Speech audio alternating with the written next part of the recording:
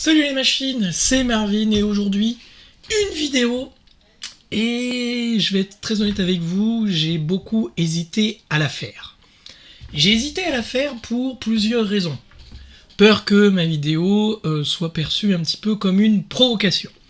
Mais néanmoins, cette vidéo, si je la fais, c'est parce que, j'avoue, je me suis posé des questions. Parce que je suis tombé sur beaucoup de féministes, notamment des lycéennes, quand j'ai fait des conférences au lycée, et je me suis senti un petit peu, parfois un peu, sale, dans le sens où je me suis dit, mais quand on est un homme, est-ce qu'on est un agresseur ou toujours méchant? Parce que je me pose la question. Et cette vidéo, du coup, elle a plusieurs objectifs. Un, démystifier la femme, dans le sens où il y a beaucoup d'hommes aujourd'hui qui considèrent les femmes comme des êtres purs, qui sont jamais auteurs de violence, jamais rien, ils ont toujours rien à se reprocher. Et aujourd'hui, je vais vous donner un exemple comme quoi c'est pas le cas. Ça permet du coup aux hommes qui sont dans des actes de séduction aussi d'arrêter de les mettre sur un piédestal et qu'elles aussi font des erreurs. Et bien évidemment de montrer que finalement les femmes sont capables de faire des violences, mais elles sont invisibles puisque c'est des psychologiques, mais que certaines passent quand même à l'action d'un point de vue physique, et que je vais vous montrer aussi qu'on vit dans une société féministe parce que la justice ne répond pas pareil. Donc c'est ce qu'on va voir là tout de suite maintenant. Alors, voici un article du Haut Féminin où le titre de l'article, il est le suivant. Une jeune femme condamnée pour avoir forcé son petit frère à faire un jeu qui a dérapé en viol. Pas un article de merde, hein. Alors, je l'ai pas vraiment lu, donc on va le découvrir ensemble. Le tribunal correctionnel de Montbéliard a jugé ce jeudi 16 décembre une jeune femme âgée de 19 ans au moment des faits pour agresser sexuellement un mineur de 13 ans. Ces derniers étaient le fils de la compagne de son père qu'elle considérait comme son frère. On va dire plutôt son demi-frère du coup. C'est un jeune adolescent qui est brisé aujourd'hui. Ce jeudi 16 décembre, le tribunal correctionnel de Montbéliard a jugé une affaire pour le moins effroyable. Les faits remontent au 25 janvier 2021 dans la petite commune de Mèche dans le Doubs. Ce jour-là, une jeune femme de 19 ans a violé le fils de la compagne de son père. Ça contraste entre petite commune sympathique au drame complètement horrible. Enfin. Pour elle, c'était son petit frère et il avait à peine 13 ans. Waouh! Tout a commencé par un jeu forcé. Alors qu'il était allongé sur le dos, elle se met sur lui à califourchon et lui bloque les épaules et sa tête. Rapidement, le jeune garçon se sent mal à l'aise face à elle. En même temps, je peux comprendre. Il faut dire que quelques jours plus tôt, elle lui avait envoyé des snaps, des messages ambigus et des photos d'elle en tenue d'Ève. Bon, des nudes quoi. Rapporte l'Est Républication. La jeune fille se penche ensuite sur lui. Elle le touche de manière sensuelle et l'embrasse à pleine bouche. L'adolescent, lui, dit alors qu'il ne veut plus jouer. Mais la jeune femme n'en a que faire, elle se déshabille. « Allez, on continue, c'est drôle !» lance-t-elle. Le jeu, entre guillemets, dérape et elle finit par se pénétrer sans le consentement du garçon. C'est un viol, elle abuse de lui. Donc là, si je lis bien l'article, on est sur un viol sur mineur. Alors je crois que la loi a dû changer parce que, à l'époque, il me semblait que un individu n'ayant pas de phallus, donc ne pouvant pénétrer, ne pouvait être considéré comme violeur. Donc là, si l'article dit que c'est un viol, ça veut dire que, clairement, alors soit elle est passée par derrière, mais c'est pas le cas, ou soit la loi reconnaît aujourd'hui que on n'est plus obligé d'être le pénétrant pour violer. Alors, un profil borderline. Au cours du procès, une expertise psychiatrique révèle que la jeune femme présente des troubles de la personnalité du type borderline. Depuis plusieurs années et encore aujourd'hui, elle fait face à des problèmes d'addiction, elle consomme drogue, alcool et kétamine, un cocktail particulièrement explosif pour son âge. Alors, ceux qui me suivent qui ont acheté mes formations, je dis à un moment qu'un excès de dopamine entraîne des violences très fortes, de l'agressivité, et bien évidemment, quand vous êtes sous dopamine à un niveau tellement élevé, ça vous enlève le sens de la réalité. Et pour le coup, ça enlève les barrières, un peu comme l'alcool. Et d'ailleurs, on consomme de l'alcool, hein, et l'alcool amène excès de GABA, sérotonine et dopamine quand on en y est addict. Par conséquent, quand vous êtes, et ce qu'on a vu avec les comment ça s'appelle, les tueurs en série, voilà, on remarque qu'ils ont souvent des excès de dopamine. Et l'excès de dopamine entraîne des violences, et notamment des violences sexuelles. Donc là, c'est confirmé. Alors, un profil borderline, il faut savoir qu'il y en aura peut-être de plus en plus, hein, mais ça, je répondrai à la fin. La condamnation. Face à cette affaire, le tribunal de Montbéliard a tranché et a suivi les réquisitions du ministère public. D'accord. La jeune femme a été condamnée à 6 mois de prison avec un sursis probatoire de 2 ans, une obligation de soins et une interdiction d'exercer en activité en lien avec des mineurs. Que ça ? Ouais, mais c'est pas toi qui décides. Enfin, c'est viol sur mineur quand même. David Goodenough.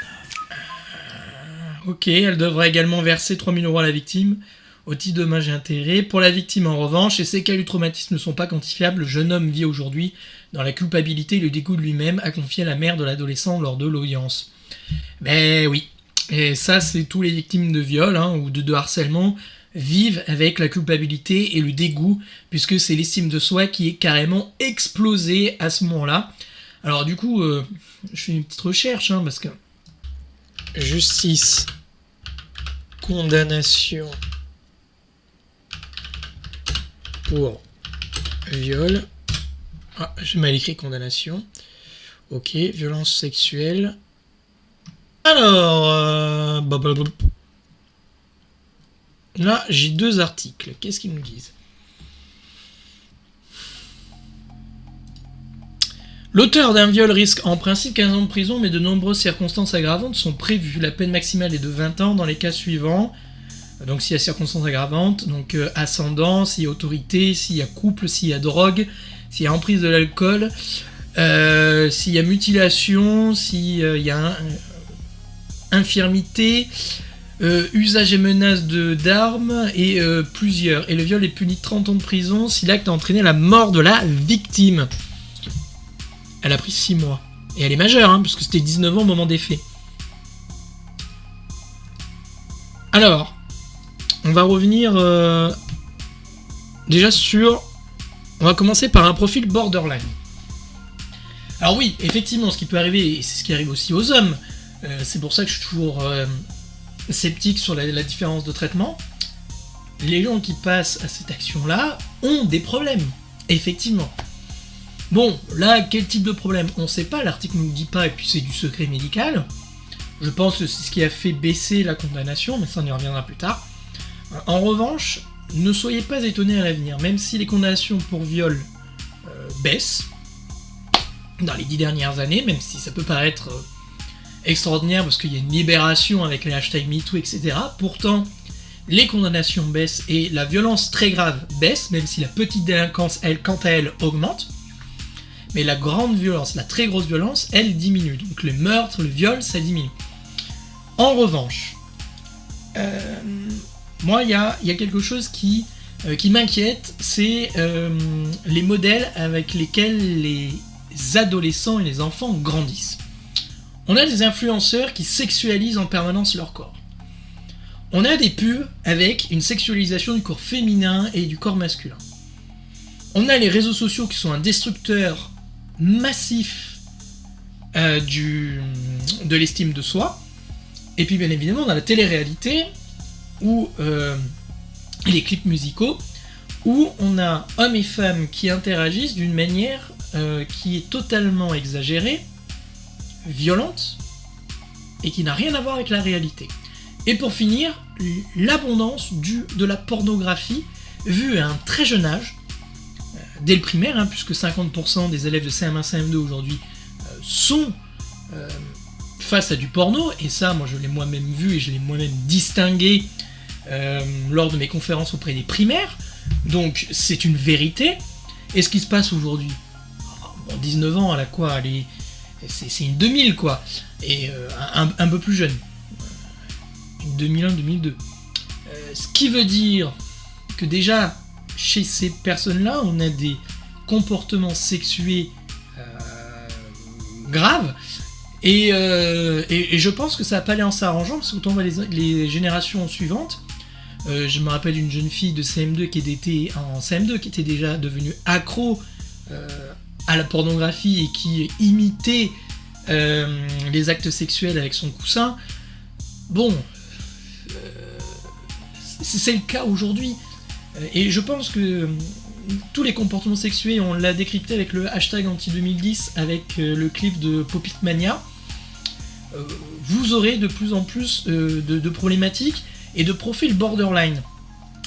Et ensuite, vous avez là, le témoignage d'un enseignant d'école primaire qui me racontait que des jeunes de sa classe, donc CM2, étaient en train de se twerker à la gueule, et c'était un jeu. Ils considéraient pas ça comme quelque chose de sexuel et de condamnable. Et aussi, j'ai eu le témoignage d'une maman qui m'a dit que à l'école maternelle, certains s'amusaient déjà à jouer à touche pipi.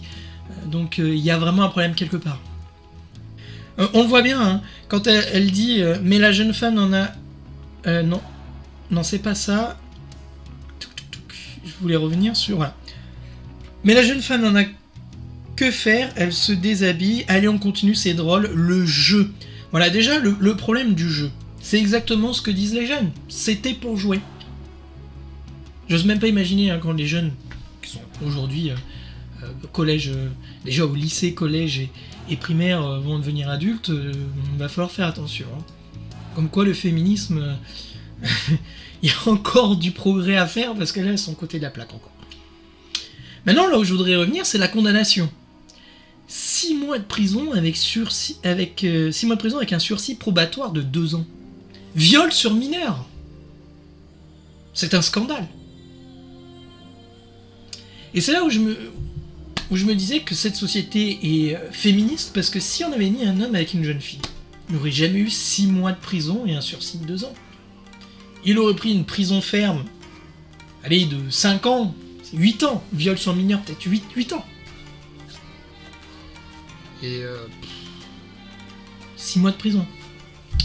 Alors ça me fait penser que, effectivement, les peines entre les hommes et les femmes sont complètement différentes, et qu'on considère que les femmes ne sont pas capables de violence. Et j'avais dit une fois dans une soirée, parce que quelqu'un qui avait mis le débat là-dessus, j'avais dit faites attention à des potes, et il y avait des nanas, hein, j'ai dit faites attention, parce que le jour où vous allez pénétrer une nana et que vous n'êtes pas sûr à 100% qu'elle est d'accord, vous allez être condamné pour viol. Et avec la société procédurière, j'avais dit, avec une société féministe, vous allez prendre cher, parce qu'on prendra systématiquement la défense de la femme. Et là, on m'avait dit, mais non, mais Marvin, t'es misogyne, c'est pas vrai, y a énormément de viols qui sont pas condamnés, ce qui est vrai, je suis totalement d'accord avec ça, mais quand c'est un homme qui subit un viol, en fait, on n'en parle pas. Et c'est un gros problème. Et quand on prend par exemple la garde des enfants, on voit bien que c'est quasiment jamais l'homme qui remporte la guéguerre, et que si la femme a envie de mettre à mort socialement et pénalement un homme au tribunal, elle le peut. D'accord ? D'ailleurs, pour appuyer mes dires, notamment au niveau de l'addiction des écrans, hein, les jeunes français sont accros aux écrans. Tac. Le temps dépasse même 7 heures pour 23% des 15-17 ans. Les 3-6 ans consacrent 1h40 de leur journée. Et les bébés de moins d'1 an passent déjà 30 minutes par jour devant un écran. Donc voilà, hein, ça ne peut qu'avoir des conséquences néfastes, avec un excès de dopamine, sur des cerveaux qui ne sont pas terminés. Et pour finir, je suis tombé par hasard pour le boulot. Mais, voyons. Ne voyez pas les choses bizarres. Je surfais sur internet par hasard pour le boulot, et voilà, je tombe sur ça. Mais bizarrement. Hein. Donc ça vient de l'Observatoire national de la délinquance, donc c'est officiel, c'est le gouvernement, les femmes condamnées pour viol en France. Moins de 1% des condamnations pour viol concernent des femmes. Le faible nombre de femmes condamnées chaque année pour viol pourrait expliquer le fait que la criminalité sexuelle féminine soit souvent perçue comme étant un phénomène criminologique d'importance secondaire. Ah, si j'avais ça, le moment où, sur l'anecdote que je vous ai racontée, où on est venu fustiger parce que j'avais dit que les tribunaux étaient féministes, incroyable. Alors du coup, je ramène d'autres inégalités. Voilà, 72,7%, on est au point numéro 12. 72,7% des dispenses de peine pénale sont attribuées à des femmes. 69,2% des peines d'emprisonnement s'appliquent à des hommes. 49% des hommes sont poursuivis par la justice après une infraction, tandis que 69,9% des affaires concernant des femmes sont classées sans suite. Lorsqu'un homme et une femme sont jugés ensemble pour le même crime avec une condamnation en prison ferme, inégale. Ce qui arrive dans 62% des cas et 83,8% des cas, c'est l'homme qui a la plus lourde. 65,5% des tribunaux sont présidés par une femme. Tiens.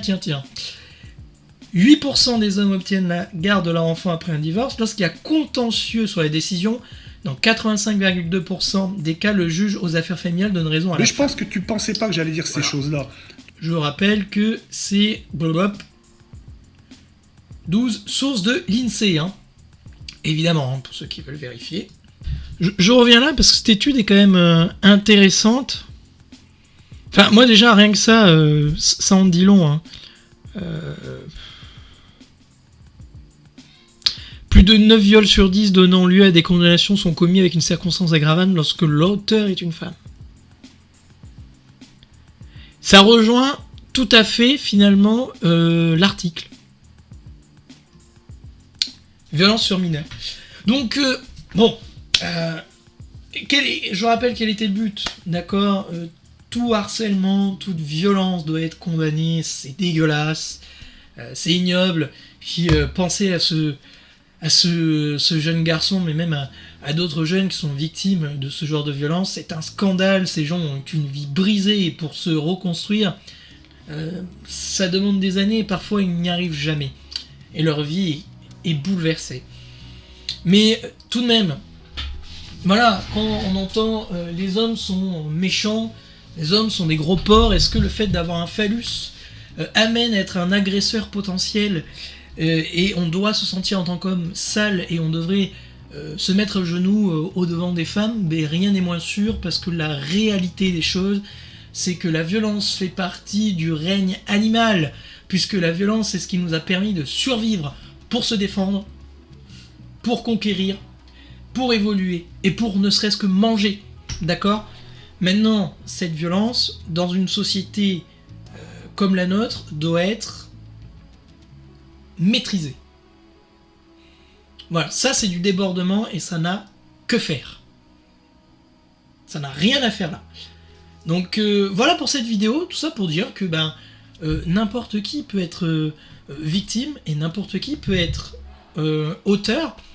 Et bien évidemment, si vous êtes témoin, c'est d'en parler, je rappelle, et je ferai une vidéo sur la dilution de responsabilité lors des témoins, notamment j'ai un article qu'on va voir sur une jeune femme qui est agressée de viol par un homme, ou devant témoins, où les témoins ne réagissent pas, et j'aimerais qu'on décrypte ça dans une autre vidéo. Sur ce, moi je vous souhaite déjà de bonnes fêtes, parce que cette vidéo est réalisée pendant les fêtes, je sais pas quand est-ce que je la publierai. Et puis n'oubliez pas de liker, de vous abonner. Évidemment, cette vidéo n'a pas le but, et je le répète, d'attiser la haine et la violence, pas du tout. Je voulais juste mettre en évidence certains faits qui sont souvent occultés par certains groupuscules. Et c'est bien aussi de le mettre au devant, parce que certes, il y a des majorités sociologiques, et évidemment, les hommes seront toujours ceux qui seront les plus violents, mais pour des raisons qu'on ne décryptera pas dans cette vidéo parce qu'il y a beaucoup de choses à décrypter. Cependant, les femmes ne sont pas exemptes de violence. Voilà, c'était tout pour cette vidéo. Likez, partagez, rendez-vous sur deviensunemachine.fr, c'est mon site, et si vous voulez augmenter l'estime que vous avez de vous-même, avoir une nouvelle vie, retrouver le sens de votre vie, n'hésitez pas à me faire appel à Deviens une machine. Je serai là pour vous aider. Allez, sur ce, je vous dis à la prochaine. Ciao.